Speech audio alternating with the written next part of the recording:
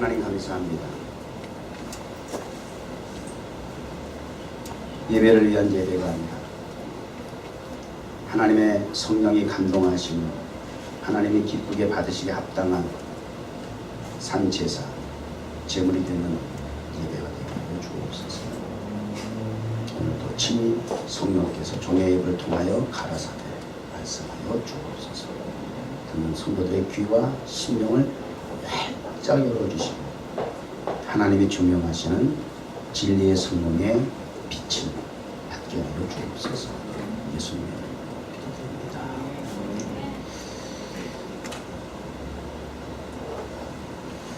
지난 주일 예배를 마치고 다 돌아가는 시간, 일레 집사가 제 사무실에 들어왔어요. 그리고 이제 질문하는 것이, 목사님, 성령의 감동에 대해서 좀 알고 싶습니다. 그래서 목사님 자주 설교 중에 그 감동에 대한 말씀을 이렇게 언급하시는데, 그러니까 본인에게는 그 감동이라는 부분이 피부적으로 이렇게 아직 이렇게 경험되어지지 못한 그런 이제 갈증, 그런 부분에 있어서 좀 뭔가 알고 싶어하는 갈급함, 이런 걸 좀 엿볼 수 있었어요. 잠시 얘기하고 나서 제가 바로 다음 주 설교는 감동과 연결된 설교를 좀 해야 되겠구나 이렇게 생각을 했었고요. 그리고 금요일날 일레 집사가 찬양 인도를 하는데 요즘 뭐 다양하게 시도를 하더라고요. 어떻게 하든지 금요 기도회를 좀 활성화시키려고 하는 노력이 보이는 것이, 지지난주에는 노래방식 찬양 인도를 했어요. 그저는 타이틀이 금요 예술 기도회 이렇게 딱 적어놨더라고요. 그래서 한 목사님하고 둘이서 그래서 작은 카페에서 콘서트 하듯이 또 그렇게 인도를 했어요. 금요 예술 기도회. 그래서 또 거기서 착안을 해서 말씀의 내용은 감동인데 설교의 주제를 정하지 못하는 차에 그럼 이번 주 설교의 주제는 예배는 예술이다 이렇게 정하자. 그래서 오늘 설교는 일례에 의한 일례를 위한 어쨌든 목사는 성도들의 이러한 그 영적인 갈구, 이해하고 경험하고 싶어하는 영적인 욕구를 보면 가장 행복합니다. 거기다가 우리 또 수요 위대한 식탁에 또 얘기를 안 할 수가 없어요. 제가 감동이라는 주제를 가지고 주일부터 계속 생각을 하던 가운데 수요 위대한 식탁의 대표들을 제가 이렇게 제안을 했어요. 성령이 감동하는 사람이 자원사 생각을 했어요. 조용해. 그래서 내가 새노를 또 그렇게 봤어. 봤더니 진아는 지 남친 손동이로 쿡쿡 찌르고,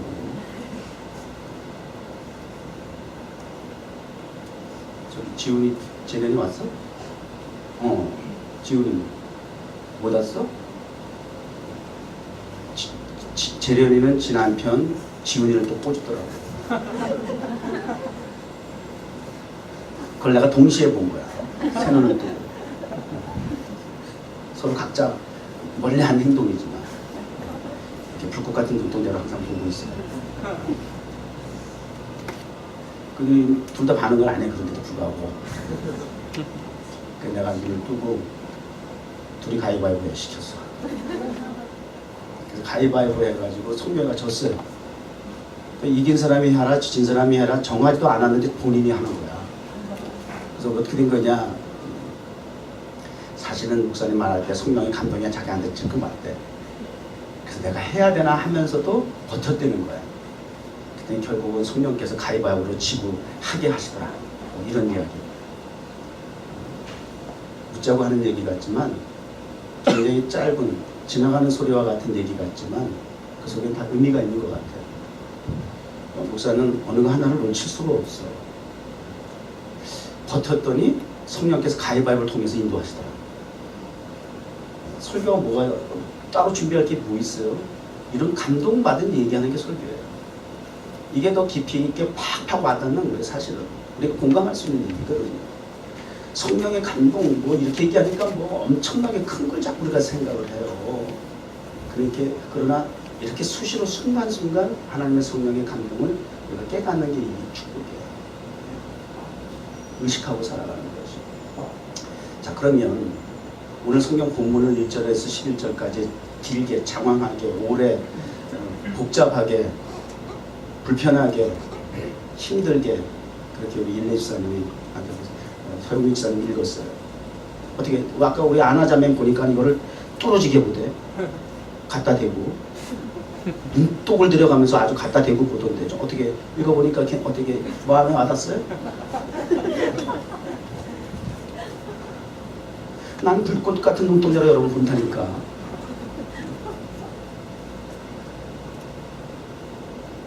도대체 뭔 소리예요? 뭔 소리인지 알겠어요? 감동은 고사하고 도대체 이게 무슨 얘기냐고요? 읽은 사람이나 듣는 사람이나 또 그걸 가지고 오늘 설교해야 되는데 어떡할 거냐? 그래서 조금 이해를 돕기 위해서 될런지는 모르겠지만 짧은 애니메이션으로 이 성경 본문을 만드는 영상이 있어요. 그걸 잠깐 보겠습니다.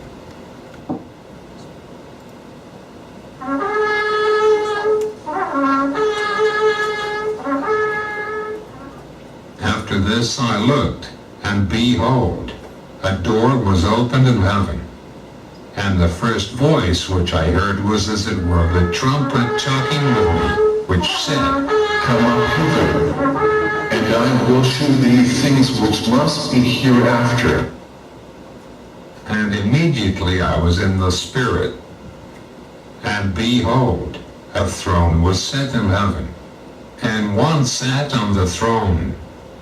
And he that sat was to look upon like a jasper and a sardine stone. And there was a rainbow round about the throne, inside like unto an emerald. And round about the throne were 24 seats. And upon the seats I saw 24 elders sitting, clothed in white raiment. And they had on their heads crowns of gold. And out of the throne proceeded lightnings, and thunderings, and voices.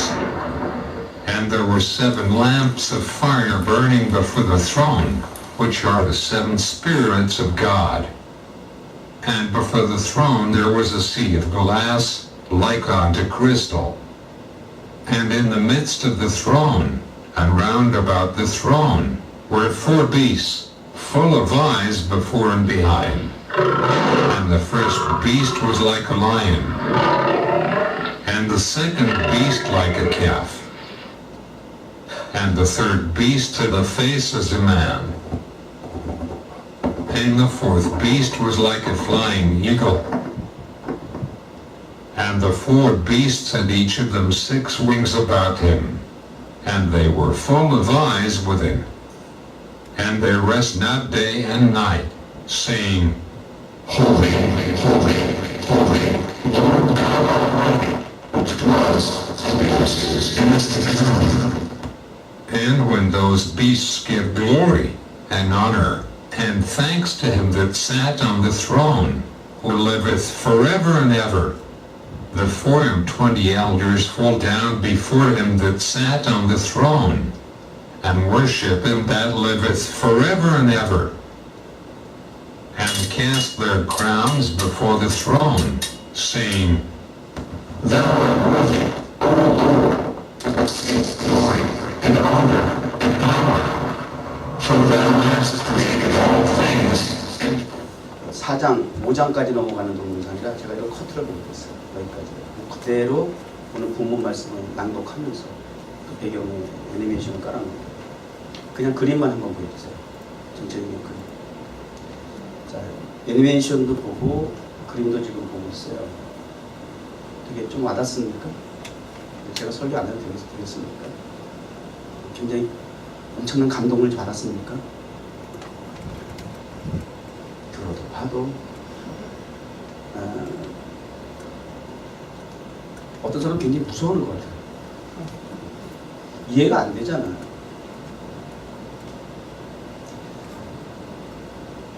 이 성경을 본문을 가지고 여러분들에게 신학적이고 성경적이고 통일상학적인 신비로운 하나님의 세계 나라 천국의 예배 현장인데 이거를 해석을 하고 이해를 시키려면 신학교 가서 배우면 알 것 같고 이렇게 그림만 딱 봐도 굉장히 좀 그렇게 뭐 와닿지는 않아요. 사실 어떻게 보면 피카소 그림 아니에요? 피카소 그림 여러분 그 이해하십니까? 뭐 크게 뭐 감동이 옵니까? 그 그림 보고.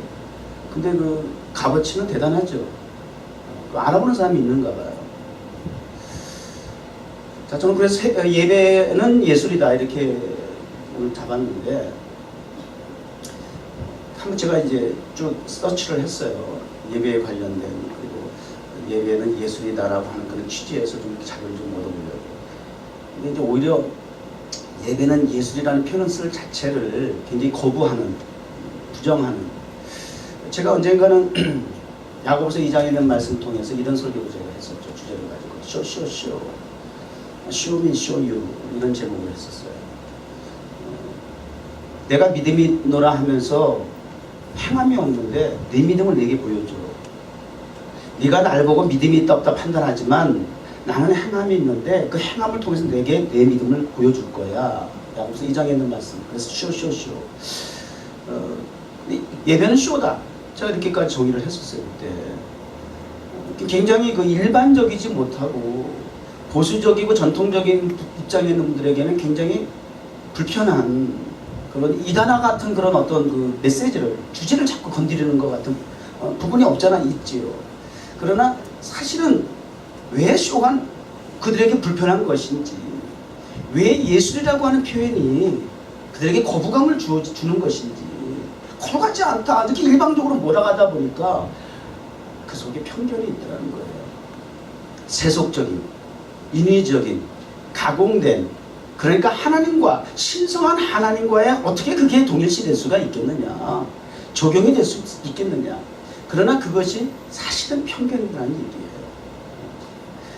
하나님의 나라, 하나님의 세계, 하나님의 의도와 목적하신 뜻, 방향, 인도하심, 이 모든 것은 세상을 떠나서, 사람을 떠나서 나타나는 일들은 아무것도 없어요. 결국은 하나님은 이 세상을, 그리스도인들이 정죄하는 죄 많은 세상을 통해서, 그 세상을 위해서, 죄 많은 인생, 가장 벌러지만도 못한 나 같은 지렁이 같은 너 야곱아라고까지 표현했는데, 그러한 야곱이나 우리와 같은 존재를 통해서 하나님 그 거룩성을 드러내신다니까. 그러니까 이 보수라든 부분에 대해서, 왜곡에 대해서 이 편견을 가지고 있다 보니까 그건 세상에서 쓰던 용어야 라고 이렇게 자꾸 잘못된 고정관념을 가지고 있기 때문에 생긴 일은 아닐까 이런 생각을 해보고요. 그럼 그걸 뭐 항변하거나 뭐 설득시키고 싶은 마음도 없고요. 그냥 제가 목회하는 현장에서는 제가 이렇게 적용을 하고 오늘 지금 뭐 보좌에 앉으신 이의 모양에 대해서 벽곡과 온갖 보석과 그다음에 무지개의 형상으로 표현하고 했는데 뭐 어떻다는 거예요 도대체가. 무지개는 언약이다 막 이렇게 또 적용하면 돼요 신학적으로. 근데 어쨌든 표현 불가, 해석 불가한 일이잖아요 우리가 받아들이기에는. 자, 그러니까 왜 예배가 예술이냐, 예술적 요소라고 하는 것은 음악하는 걸 예술이라고 그러죠. 그림 그리는 걸 예술이라고 그러죠. 영상을 만드는 거 예술이라고 그러죠. 문학적인 소재가 들어가면 예술이라고 그러죠. 예배가 다 있어요 없어요? 다 있잖아. 억지 쓰는 건 아니잖아. 다 있어요. 문학적인 설교도 문학적 차원에서 접근을 하고 전달을 해야지. 또 찬양도 마찬가지예요. 음악적 예술적 기능을 가지고 타치를 하고 접근을 하고 전달을 해야죠. 그 박자를 놓치고 이렇게 리듬을 놓치고 이렇게 뭐 되는 대로 해서는 안 되잖아요. 다 그 요소들을 잘 하나님이 주신 그 기능들을 활용해서 하나님 앞에 예배드리는데 우리가 적재적소에 잘 같이 있게 선용되면 하나님의 영광을 받으신다는 얘기죠. 그러니까 예배는 예술이다. 틀린 건 아니죠. 성경이 잔뜩하다 그 예술적으로. 그러니까 어떻게 생각해 보면 하나님은 위대한 세상에서 가장 위대한 예술가세요. 아니 예술의 원조세요. 하나님 보시기 심히 좋았더라. 세상은 예술 아닙니까? 보통 우리가 인간이 최상의 극찬이 있다면 이거 예술이네 이러잖아. 인간이 할 수 있는 최고의 나름 극찬이잖아. 이거 예술이네. 옷을 차리고서 오늘 예술이네. 꽃이 너무 이뻐. 이거 예술이네. 최고의 어떤 나름 극찬의 표현이잖아요. 그러니까 오해하지 마시고 예배가 그런 차원에서 하나님 앞에 최선의 최고의 가치를 부여한다라고 하는 차원에서 우리가 접근해 보면 절대 불편할 거 없어요. 예배는 예술이다. 그러면 예배라는 기능과 예술이라고 하는 기능의 공통 주제가 특징이 뭐예요? 예배 그리고 예술의 공통점이 있으면 뭘까요? 응?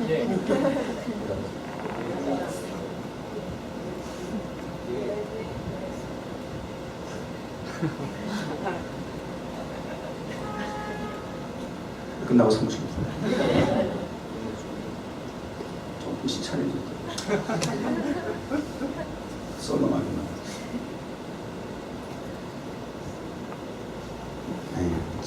감동이지. 분들이 박수 한번 쳐주세요.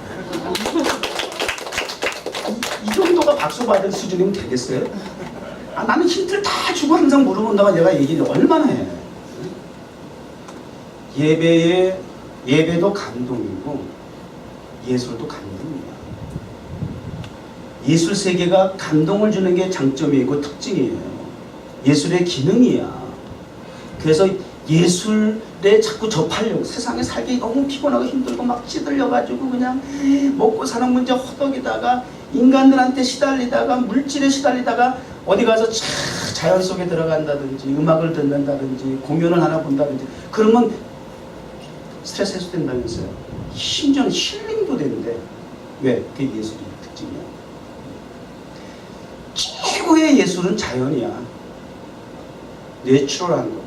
하나님이 창조하신 자연 그대로의 세계가 그게 최고의 예술이야. 이 꽃 누가 했지? 아나가 여기저기서 이렇게 꽃을 구에다가 이렇게 잘라고 커트하고 이렇게 다듬어가지고 올려놓으니까 참 이쁘죠? 감동 옵니까? 근데 이 꽃이 원래 있던 자리에 있으면 그거 진짜 감동이야. 그게 예술이야. 원래 있던 자리에 있으면 왜? 자연적이니까. 왜? 하나님이 만드신 거니까. 하나님의 섭리가 그 자연 속에 있는 거야. 창조주이신 하나님의 의도가 그 속에 있는 거야. 이건 우리가 꺾어가지고 우리 인위적으로 만들었기 때문에 보기는 좋은데 감동도 주긴 좋은데 그것이 때로는 착각하지 말고 우리가 오해 분별해야 할 것은 감동은 이런 차원에서 두 가지로 얘기할 수 있어요. 우리의 오감을 만족시키는 감동. 육체적인 쾌락, 감정을 건드리는, 타치하는 쪽의 감동이 있을 수 있어요. 근데 그건 일시적이야. 오래 가지 않아. 그리고 가짜야. 이런 감동을 진짜 알고 속는 사람이 많아. 무슨 노래를 듣고 눈물을 찔끔 흘렸다? 진정한 감동이라고 할 수 없어요. 오늘 성경에서 제시하는 여러분에게 알리려고 하는 이 감동하고는 차원이 달라요. 감동은 비무브라고 되어 있지만 성경에 다양한 표현이 있는데 센세이션한 표현이 되고 근데 비무브 마음이 움직인다 그런 뜻이라는 거예요. 마음이 다른 방향으로 움직이는 것을 감동이라고 한다는 거예요. 그러니까 감동은 필링으로 느낌으로 오감이 말초신경이 자극받아가지고 일시적인 엑스타시나 흥분의 상태에 있는 것을 가지고 감동이라고 하면 안 된다는 거예요.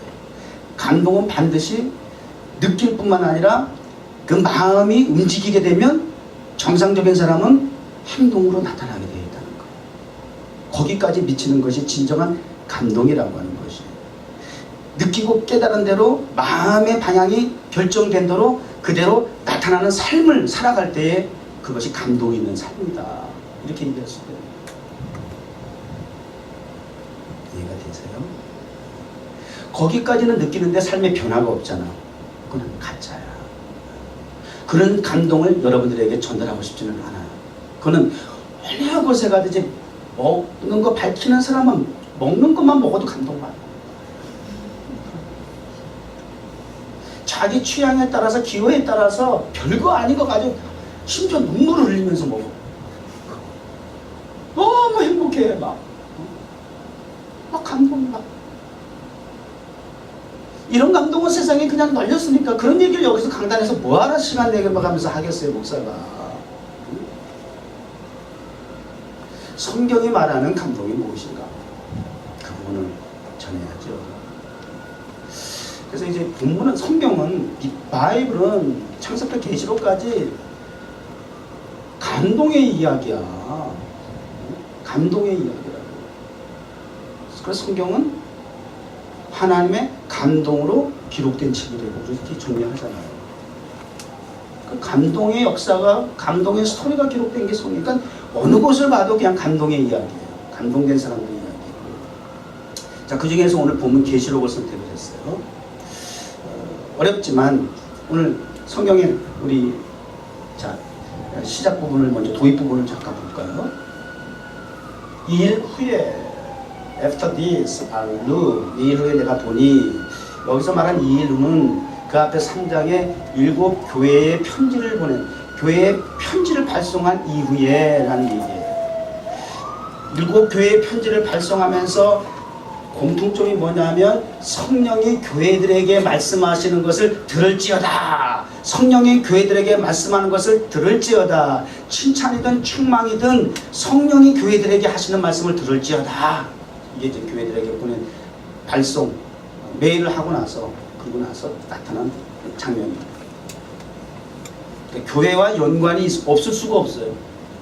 이 감동 이야기는 교회를 떠날 수가 없어요.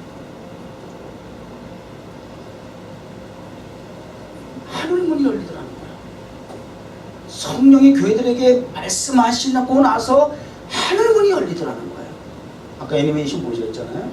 하늘문이 열리더라고요. 예배의 현장에서는 여러분 하늘문이 열리는 현장이에요. 하늘문이 열리는 현장. 열리는 현장이야. 이 예배의 특징은 열리는 현장. 하늘문이 열려야 됩니다.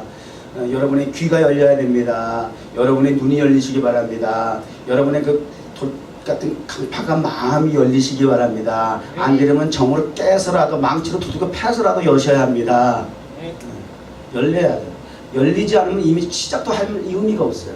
그리고 돌아가 봐야 그건 뭐 의미가 없는 거예요. 가치가 없어요. 열려야 돼요. 일단 시작이 열리는 것부터 시작하는 거예요. 그래서 경배와 찬양은 여러분의 심령을 열어주는 의미의 굉장히 중요한 시간이에요. 막 헐레벌떡 들어오잖아. 헐레벌떡 들어와 앉아있는 사람은 그 30분, 20분 동안에 경배와 찬양을 통해서 열어놓는 게 여러분의 사명이야. 이 경배와 찬양팀의 사명이에요.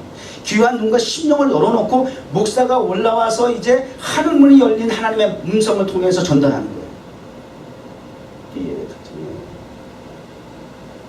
하늘문이 열리는데 내가 들은 바 열리면 그 다음에 두 번째 순서 말씀이 들려야 돼요.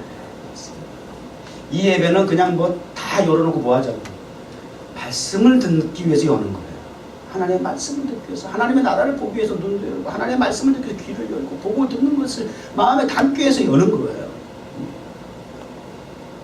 나팔소리, 그대로 아까 애니메이션 그대로 나왔어. 나팔소리 빵빵 이러면서 음성이 나오고 아주 굉장히 잘 묘사를 했어요. 올라오라, 이리로 올라오라, 다 올라오세요 여러분. 간단해. 이리 올라오라. 천국 예배 현장에 오라 이거예요. 천국, 이제 천국에서 예배 현장을 내게 보여줄 텐데, 야 7교회 지지리뭉성하지 말고 너희들 예배 좀 보니 좀 배워야 되겠어. 올라와 들어와. 그리고 예배, 천국의 예배 현장을 목격하고 경험시켜 주려고 예배는 이렇게 드리는 것이야. 예배 현장을 보여주는 거예요. 이후에 마땅히 일어날 일들을 내가 내게 보이리라. 예배를 통해서 이후에 일어날 일들을 보여주시고 그것을 보고 깨닫고 일주일, 적어도 일주일 살아가는데 여러분 보여주신 하나님의 제시한 그 길대로 여러분이 이거네 저거네 깨닫고 적용해서 승리하고 사시는 거예요. 말씀 예배를 통해서 일주일을 그렇게 살라고 지금 말씀을 전달하는 거예요. 하나님 예배를 우리를 통해서 부르신 목적이에요. 자꾸 세상에서 그냥 깨졌다 힘들다 어렵다 중리산이 하지 말고 왜 길을 가르쳐 주잖아요. 그 아이들을 해주는데 왜 자꾸 그거는 들은 척도 안 하고 망각해버리고 온데간도 없고 나와 세상만 그냥 살아있고 구속한 주님만 보여야 하는데 삶의 현장에서 그분은 안 계시고 나와 세상만 보이고 들리니 반복적인 악순환이 되는 거잖아요. 저 이제 2절에 내가 곧 성령에 감동되었더니 성령에 감동되었더니 At once I was in the Spirit. 감동이란 말은 성령 속에 들어가는 거예요. I was in the Spirit. 내가 성령 안에 있는 것이야. 감동이란 말은. 그래서 성령 충만, 성령에 매였다, 성령의 이끌림을 받는다, 성령에 들어간다, 뭐 그렇게 표현 다양하게 하잖아요. 성령 속에 있는 거예요. 성령에 잠기는 거예요. 성령이 나를 통치하는 거야. 침례라, 베프티즘이 정확한 거예요. 물속에 푹 들어가는 거예요. 진리의 말씀, 성령에 푹 잠겨야 되는 거예요. 그리고 나올 때 거듭난 본어게인의 삶을 살아가는 거예요. 그 이후에는 나는 그 성령의 지시와 진리의 영의 인도를 받으며 그분의 통치에 살아가는 것이 그게 거듭난 성도의 삶이어야 한다는 거죠.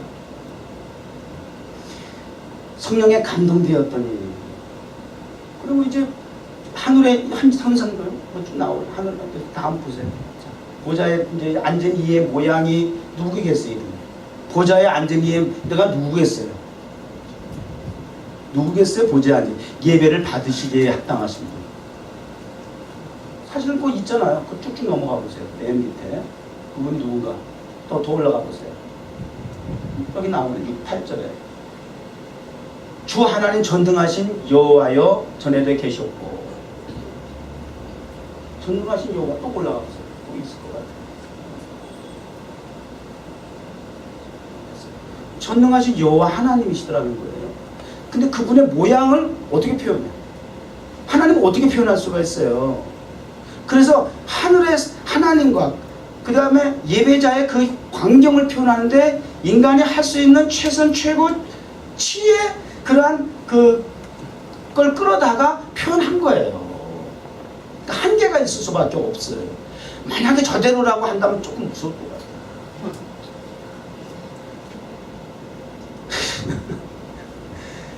인간이 표현할 수 있는 최고치예요. 할 수 있는. 그러니까 한계가 있는 거죠. 하나님의 세계를 어떻게 표현할 수가 있어요? 더군다나 하나님의 음성 말도 안 되지. 자꾸 어려운 데 가서 힘들게 찾으려고 하지 마시고 하나님의 직접 있다 인카네이션에서 당신 모습 보여드렸잖아요. 주셨잖아요.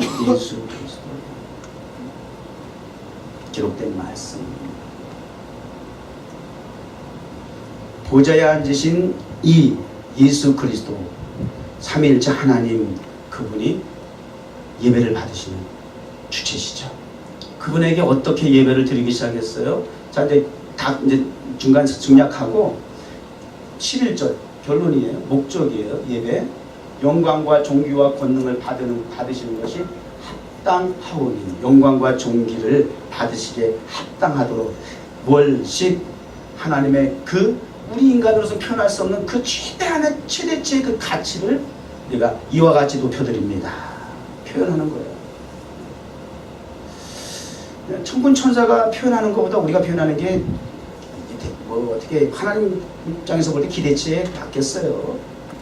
그럼에도 불구하고 하나님은 저런 예배도 받으시는 분이신데 우리 예배를 받으시고 기뻐하시겠다네요. 우리의 이런 속된 말, 죄송해요. 보잘것없는 누추한 예배조차도 하나님은 받으시기 위해서 두 눈을 우리에게 시선을 고정하신다네요. 이 현장에 함께 하신다네요. 이 보좌에 좌정하시겠다네요.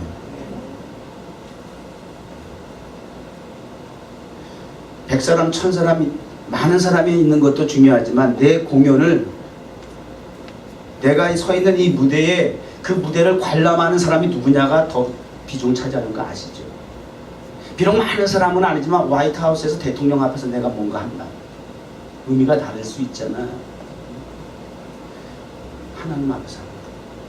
하나님 앞에 우리가 보여드리는 우리의 믿음을 표현하는 예배, 쇼일 수도 있고 예술의 가치를 가질 수도 있고.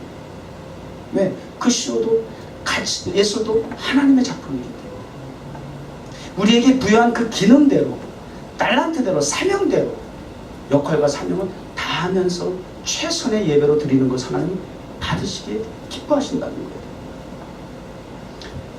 이런 감동. 예술은 또 다른 특징이 있으면 그 속에는 우리가 피카소 그림이 무질서한 것 같지만 예술성을 가지고 작품들을 평가할 때 보면 그 안에 다 질서가 있어. 공간이 비어있죠? 이거 왜 이렇게 많이 이쪽에 비어있지? 그 뭐라 하더라고요? 여백의 미학이래. 비어있는 것도 미학이라고 표현하더라고요. 꽉! 나 옛날에 여기 그림이 하고 왔었잖아요. 그때 내가 많이 배웠어. 예술적 그림에 대한 이야기를 많이 그렇게 도전이 됐어요. 꽉 채워야 사람들이 만족하게 생각하지만 이렇게 비어 있어야 그래 진정한 사람의 마음을 평화롭게 할 수 있는 어떤 나름대로 그 예술적 가치를 표현하는 아주 이게 더 위대한 거다. 보이지 않지만 그 속에 예술적 가치가 있다고 막 가르치더라고요. 아주 좀 막 강조해 주시더라고요. 우리는 그냥 보이는 것만 단줄 알지만 보이지 않는 것까지 보고 느낄 수 있는 그 눈이 있더라는 거예요. 감각이 있더라는 거예요. 그렇기 때문에 우리가 이해할 수 없는 난해한 그림도 명작이라고, 명품이라고, 작품이라고 그러더라는 거예요. 왜요? 다 나름대로 그림이든 음악이든 우리가 모를 뿐이지만 그 속에는 다 전문가들에 의해서 원리가 있고 원칙이 있고 그 질서를 통해서 하모니, 조화를 이루는 거예요. 이게 구도예요. 그게 예술이에요. 우리가 조심해야 될 분들은 이제 우리 일레주사님 이야기도 그런 것 같아요. 한 번은 기억나는 게 우리 금요기도회 끝나고 나서 목사님 오늘 제가 오늘 감동받았다고 그 저기 감자튀김집 불나기 전에 거기 가서 한 쏘겠다는 거예요. 왜 그러냐 했더니 오늘 금요기도 감동받아서 자기가 쏘겠다. 감동받으면 물질이 안 왔고 쏘겠다는 거예요. 그래가지고 거기 가서 감자튀김 가서 기억나죠? 그런 어떤 감동들 별로 큰 것 같지는 않지만 그런 감동을 느꼈을 때 내가 은혜를 주신 또 은혜의 자리에 함께했던 목사님과 성도들을 위해서 내가 뭔가 해주고 싶어. 이런 마음이 생겼다. 무브드가 생겼다. 마음의 움직임이 생겼다. 그걸 바로 실천한 거야.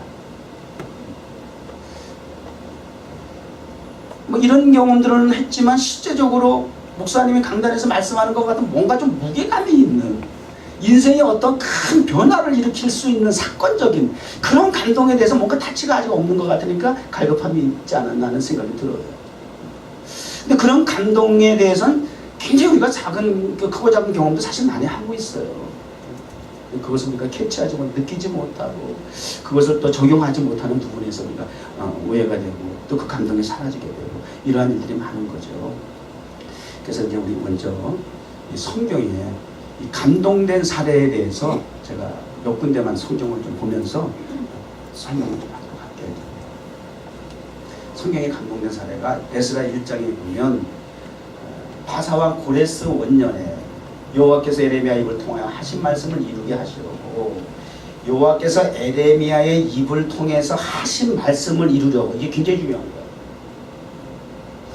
바사왕 고레스 이방의 왕이 하나님께로부터 감동을 받았다. 이게 포인트이긴 하지만 그 감동을 주신 이유가 있어. 아니 감동 줄 사람이 없어. 하필이면 이방인이야? 아니 왜요? 그런데 그 하나님의 그 이방인 고레스 왕에게 감동을 줘야 했다는 이유는 까닭은 에레미야 입을 통해서 하신 말씀 이루기 위한 것이야. 에레미야를 통해서 하신 말씀이 무엇이냐? 그게 이제 궁금하잖아요. 도대체 그것이 무엇이길래 하나님께서 이방의 고레스 왕을 하나님께서 택해서 감동을 주셨느냐? 그분의 입을 통해서 하신 이야기를 들어보시면 돼요. 하늘의 하나님 여호와께서 세상 모든 나를 내게 주셨고 나에게 명령하사. 감동이 되면 이건 내 것을 정확하게 알게 돼요. 자기가 소유한 모든 이 자리가, 명예가, 권세가, 물질이 누구로부터? 하나님께로부터 돼요. 저 고백이 어떻게 나와? 우리 예수 믿는다고 하면서 이 고백도 기본도 못하는 우리 신앙 고백 기본도 안 되어 있는 분들 많아요. 아직도 다 자기 거라고 생각, 자기 잘나서 저기 자기가 누리는 거라고 생각을 하고 있는 경우도 많이 있지 않을까? 이거 알게 된 거야. 감동받으니까. 자기 정체성과 소유에 대한 부분에 분명한 소유주가 누군 걸 벌써 알게 된 거예요. 감동이 이런 결과를 가져다줘요. 그런데 아까 에레미야 입을 통해서 하나님께서 하신 말씀을 이루려고 했는데 그게 뭘까 했더니 예루살렘의 성전을 건축하라. 무너진 성전을 건축하라. 이거였다는 거야. 근데 그 일을 감당하려면 그 시대에는 누구나 아무나 할 수 있는 건 아니에요. 그만한 재력과 능력과 권세가 있는 사람이 해야 해. 그러기 위해서는 고레스가 적임자예요.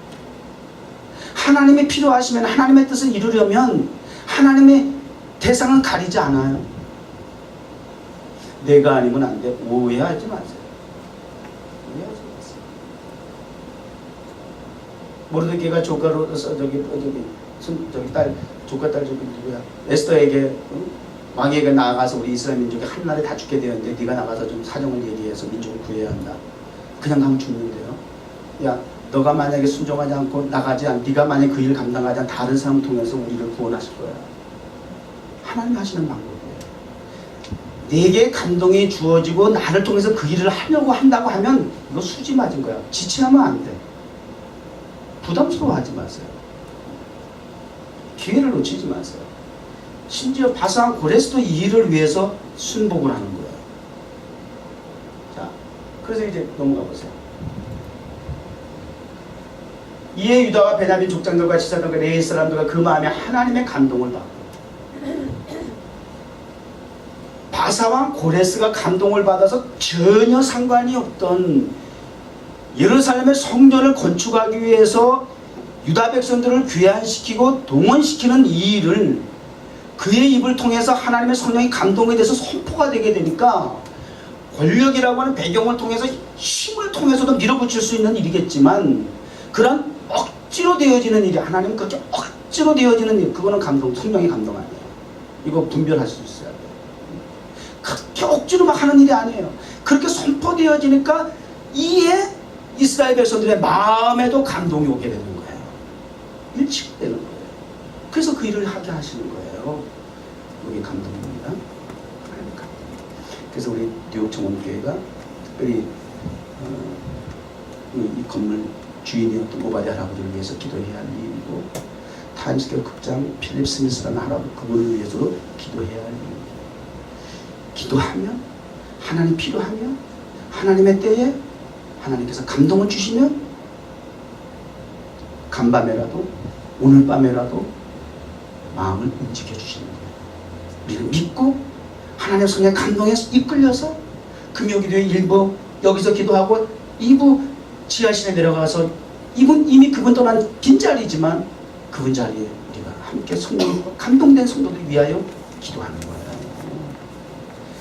그러니까 설교는요, 강단은 이렇게 성경에 문헌에 기록된 말씀들을 전달하는 건 물론 당연한 것이고, 하나 더 또 남의 이야기를 이렇게 접근 방식을 통해서 전달하는 것도 중요하지만 더 중요한 것은 하시는 목사가, 복음을 전달하는, 메시지를 전하는 목사가 경험되어지는 직접적인 부딪히는 그 현장, 삶을 전달하는 게 더 좋은 거예요, 사실은.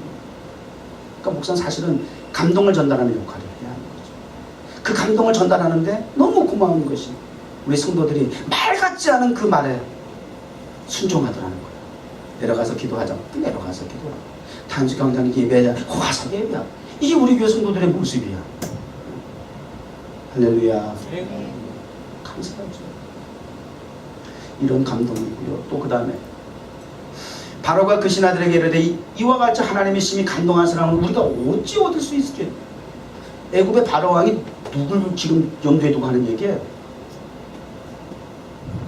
하나님의 감동된 사람이라고 표현했는데 이 사람 누구예요? 진짜 몰라서 대답 안 하는 거야. 알면서 대답 안 하는 거야. 누구예요?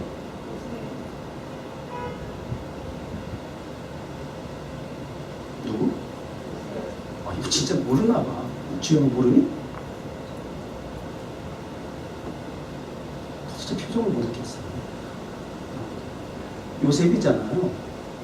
바로왕의 꿈을 해석했어. 근데 깜짝 놀라잖아요. 그리고 나서 이 얘기를, 감동이 돼가지고. 하나님의 신부는 노예이지만, 죄인이지만, 하나님의 성령에 감동이 돼가지고 말을 하게 되니까 이게 권위가 있네. 그러니까 왕도 꼼짝을 못해. 이게 하나님의 성령에 감동된 사람의 이 권세야. 그러니까 하나님의 복음, 말씀을 전하는 일은 우리가 주눅이 될 이유가 없어.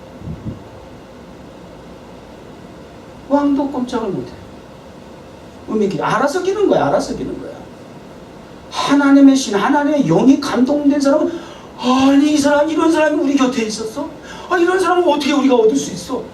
이런 고백도 아무나 해요? 이렇게 알아봐주는, 사람이 이거 알아보는 것도 보통 실력 아니야. 저와 여러분 피차가는 얼마나 알아보고 있습니까? 얼마나 인정해주고 있습니까? 아니 이런 성도를 내가 어떻게 얻어? 아무리 내가 돌아다녀봐도 평생을 내가 교회 생활을 하고 평생을 내가 교인들과 부딪혀봤지만 세상에 뉴욕 정교회 성도 같은 성도들을 내가 어디서 만나? 아니 이런 성도들이 어떻게 내 옆에 있는 거야? 나와 함께 한 거야 라고 했으면 좋겠어요. 세상에 그 많은 목사님들인데 이러한 주여신 목사님 같은 분이 어떻게 항상 강단에서 말씀을 내게 해주시는 거야? 세상에 이럴 수가 있어. 감동받으세요. 이게 서로 알아봐 줘야 돼. 알아봐줘, 인정해주고. 이게 감동받는 사람의 특징이잖아.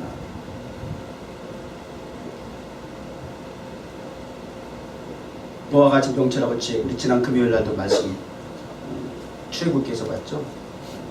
두 명의 사람을 세워가지고 하나님의 성막을 건축하게 하는데 하나님의 신이 감동하게 되니까 다양한 재능을 주셔가지고 공교해야 하는, 깊이 생각하고 연구해서 일을 할 수 있도록 연구하는, 가르치는 다양한 재주를 통해서 그 하나님의 성막을 짓는 일을 하게 하도록 하나님의 신이 그들에게 감동했다는 거죠. 지난주 금요일에도 계속 그 감동에 대한 말씀을 같이 했습니다. 그러니까 어떻게 생겼냐면 감동을 받으니까 지혜가 생기더라, 지식이 생기더라, 또 하나 뭐지? 총명이 생기더라. 그 세 가지 얘기했잖아요. 이 감동이 이렇게 좋은 거예요. 감동 받으세요. 감동을 통해서 지혜를 얻으세요. 지식을 얻으세요. 총명을 얻으세요. 자, 그 다음에 또 시간이 없으니까 시편에 보면 나를 주 앞에서 쫓아내지 마시고 주의 성신을 내게서 거두지 마소서. 이건 또 무슨 말씀입니까? 주의 성신을 내게서 거두지 마옵소서. 나를 주님 앞에서 멀리하지 마시고 주의 성신을 내게서 떠나지 않게 해주시옵소서. 누구의 고백이에요? 다윗의 고백이죠. 밧세바와 간음을 하고 그리고 십계명을 샥 어기고 범죄하여 사무엘 선지자를 통해서 심판을 경고받고, 사무엘이 아니지, 누구예요? 응? 나단 선지자. 이런 거 지적해줘야 돼. 내가 지난주도 설교 모니터링 하다가 깜짝 놀랐어. 디모데후서에 배우고 확신한 일에 거하라고, 그걸 가지고 믿고 확신한 일에 거하라고 자꾸 이렇게 내가 강조했더라고. 이게 말과 행동, 생각과 말이 따로 나올 때가 있어요. 지금 나단 같은 경우는 확실하게 몰랐어요. 제가 잊어버렸었어요.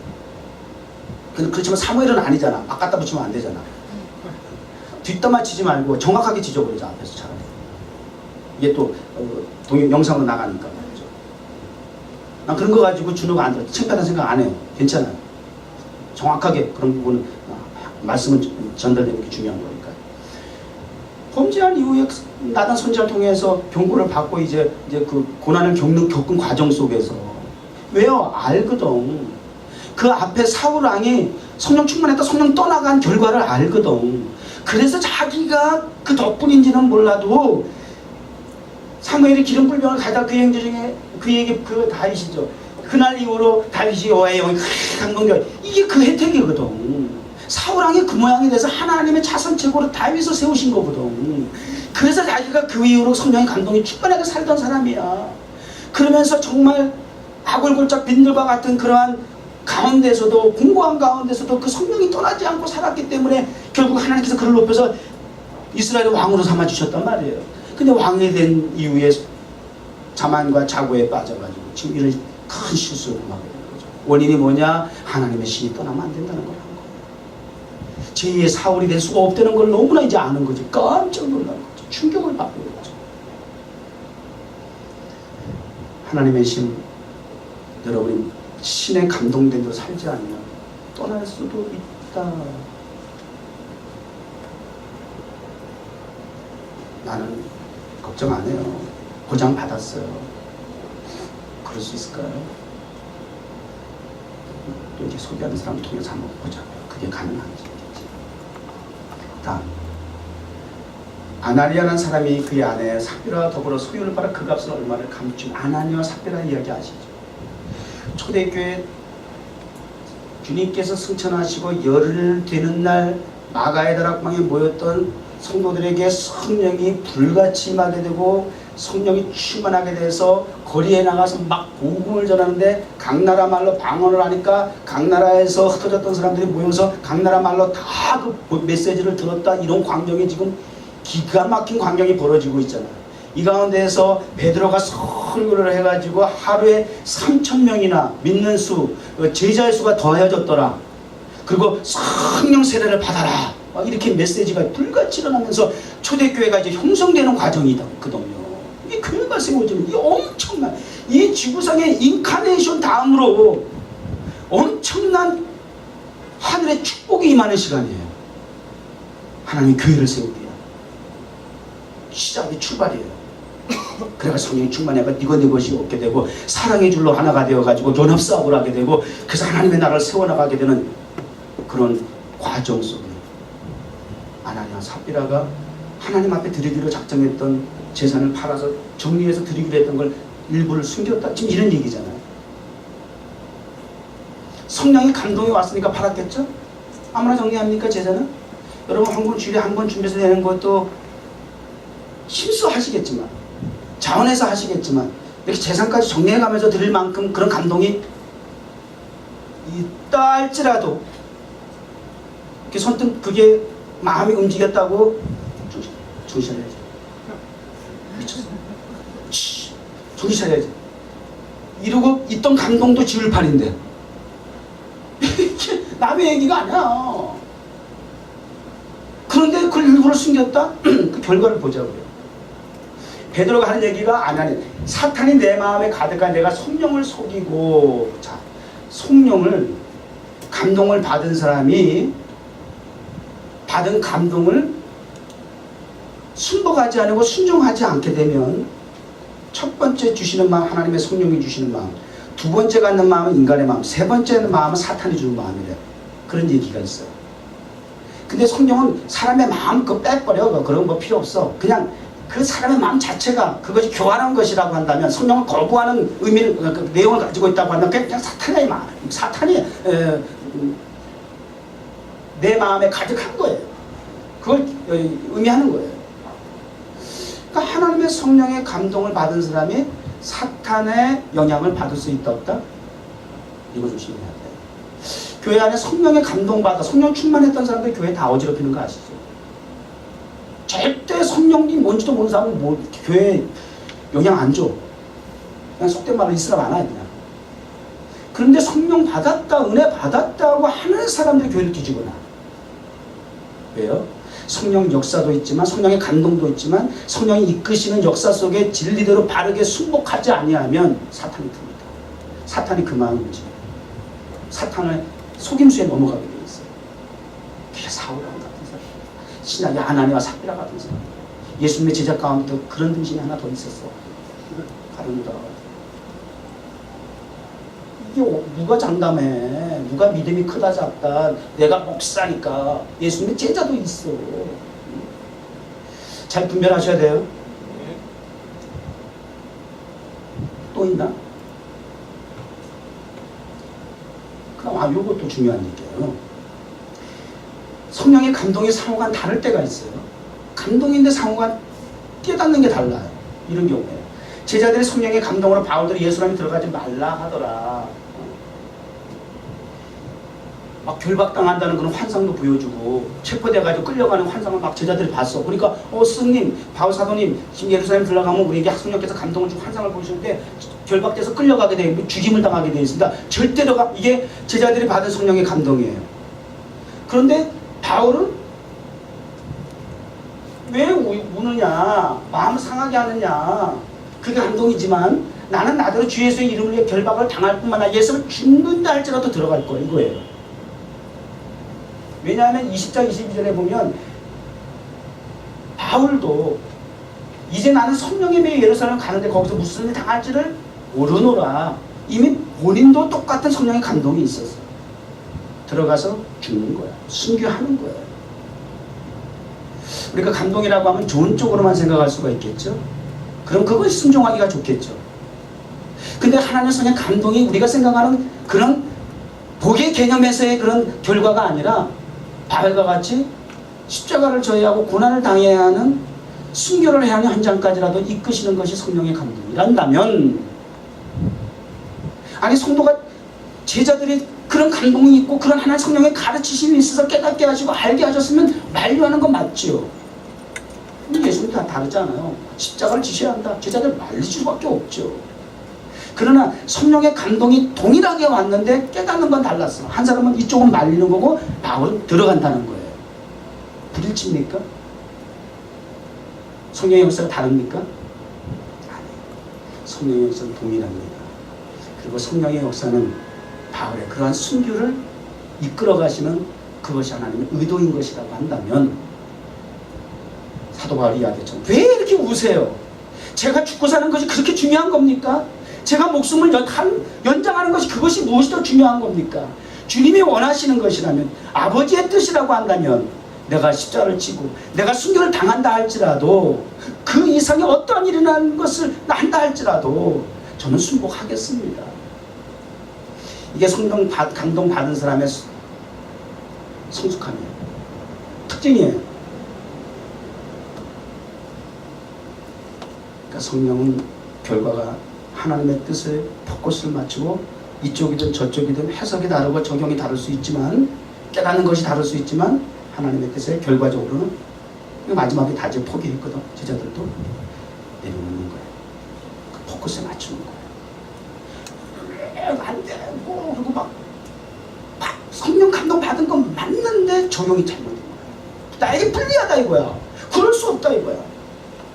그리고 거부하고 거절하고 안 된다고 좋은 의미에서 한다 할지라도 지금 제자들과 같은 그런 유형의 잘못된 판단을 할 수가 있다라고 하는 거. 한번 여러분의 삶 속에 잘 적용이 되기를 바랍니다. 아까 경배와 찬양할 때 한번 엇박자 났지? 그 리더 한 목사는 어떻게 한 거고 우리 성원이 어떻게 한 거였어요?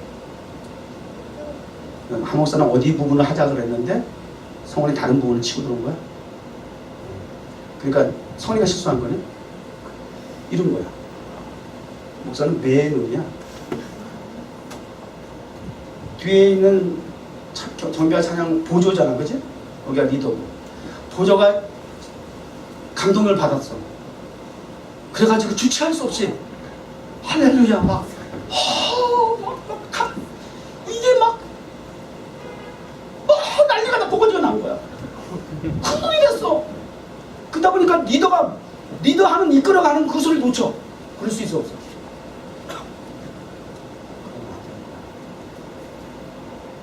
그런 부분이야. 우리가 성령의 감동을 내 감정의 만족을 위한 도치로 여기면 안 돼. 그래서 넘어지는 거야. 실수하는 거야. 깨지는 거야. 힘들어지는 거야. 상황이. 항상 성령 리더를 앞장세우고 그분의 반응과 말씀의 지시에 민감하게 귀를 기울여야 돼. 함부로 움직이지 마. 그러면 질서가 깨지는 거야. 만약에 여기서 리더가 있는데 뒤에서 막 감동받았다고 해서 앞으로 막 뛰어나가자! 막 이러고 리더 앞에 서가지고 막 전에 그 부대 있는 거 보니까 정작 가수가 노래 부르는데 기타리스트가 흥분했어. 이 사람이 앞에 나와가지고 막 이러니까 그러더라고.